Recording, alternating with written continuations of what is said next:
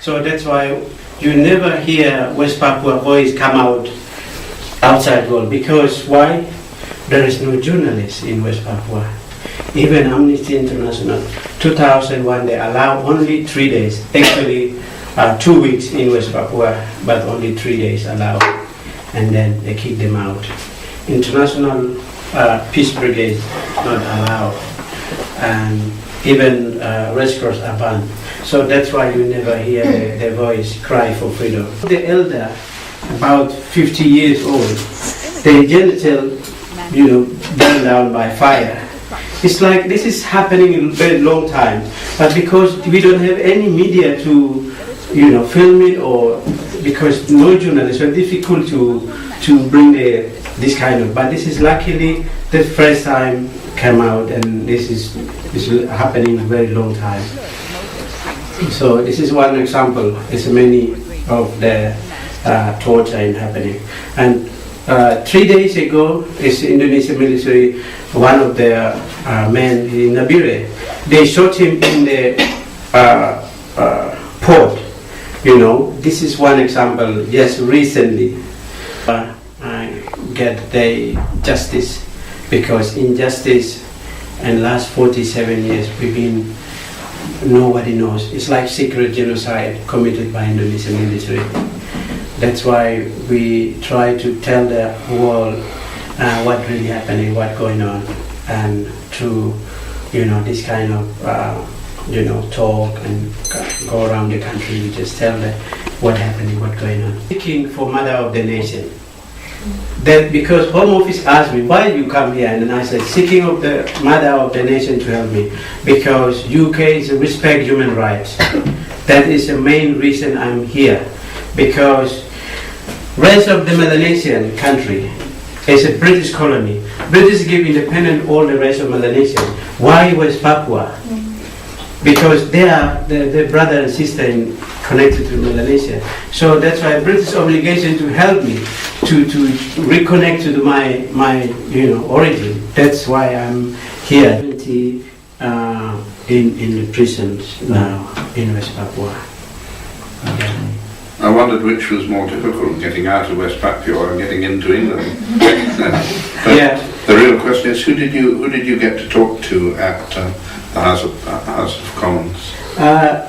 Lord Harris. Mm-hmm. He's a former Bishop of Oxford. Yes. And also Andrew Smith and Caroline Lucas, Green MP. Yes. They're one of the outspoken in Parliament, House of Commons, House of Lords. They are one of the union support, and we had a meeting yesterday in the Parliament, and now they're setting up the all-party parliamentary. Did they know what the situation was? Yes. Yes. Yes. Exactly. Yes. Yes. This is the last 2nd of May. It's a huge demonstration. It's like in Middle East, what happened in West Papua, but no one cover. This is the main town in Jayapura, but it's in Jayapura, Manokwari, and the highlands in West Papua. It's thousands came out. 2nd of May is 1963, Indonesia illegally occupied. That's the message to Indonesia government. We don't want in you here, you are illegally occupied our country, and then you killing and torture and intimidating us. So that's the message that I deliver to the party parliamentary for West Papua. And yesterday we had a meeting, very good meeting. But one thing I need to tell you that this report is very significant, very important. And even David Cameron read Easter period. He sent a message to us that thank you for Amnesty report. And keep eye on it. And this report he's already reading. So very that's good. From January of Yes, this year. yeah. We send it to David Cameron, so he's read it, and we send a message. So I think your work is really important for us, but I don't know for other people, but for us it's very important. Yeah, of course. Yeah. So then maybe if you could tell us a bit more about the referendum of '69, about what happened then, and then afterwards, a bit after you talking about Suharto's regime, after if there were any changes after he left, because supposedly at that time Indonesia had this big thing about how they were giving more autonomy to lots of their provinces, whether that you saw any change when that happened as well. Yes, this is in other part of the Indonesia, yes, it's changing. But in West Papua, if we're talking about democracy, yes, it's some part of Indonesia already changing. But in West Papua, it's different because it's colonial. Indonesia colonized West Papua, so it's democracy. They're talking in the paper in the worldwide Indonesia diplomacy. They're talking about the great democracy in West Papua, but it's not because we are different. The treat Indonesia look at West Papua is differently, because in other part of Indonesia I don't know, but it's many problem other part of Indonesia, because one thing that if you watching this